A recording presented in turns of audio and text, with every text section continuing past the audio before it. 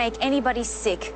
This week we recap the devastating tale of GameStop and how a group of rogue internet bandits decided to target some of the most vulnerable people in society, the rich.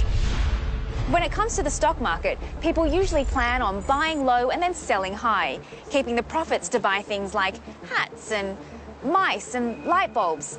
Think of it as the long game. But there's also a short game too, known as shorting, which is when a trader actually makes profit when the stock price goes down. It's like my relationship with Clive. I've taken the short position by investing in Clive because I think Clive is on his way down.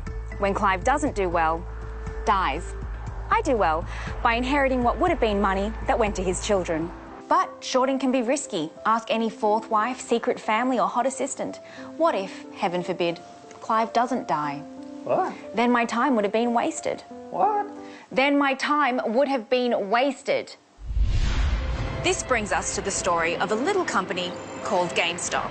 The focus of a David and Goliath battle pitting small investors against Wall Street titans. Some are calling it revenge of the nerds, and the hedge funds have experienced quite a bit of pain as a result.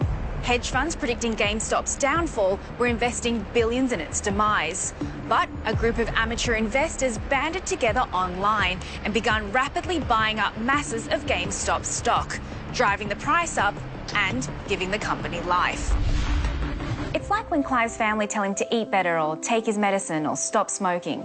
No, stop playing God, you dumb nurse. There you go. Millions of amateur traders joined in buying stock, increasing GameStop's value by 1,700%. Crippling investors who had done nothing but dare to dream about making a fortune off another company's failure. Could you hold that for me, darling? Thank you. It's just a way of attacking wealthy people, and, you know, I think it's inappropriate. We all got to work together and pull together. This was serious. People could lose their 7th investment property or the money they'd been putting aside for an illegitimate child.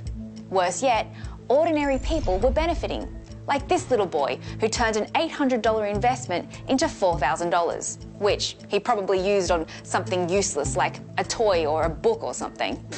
Meanwhile, hedge funds were hemorrhaging cash, like Melvin Capital, which needed a $3 billion bailout to avoid bankruptcy.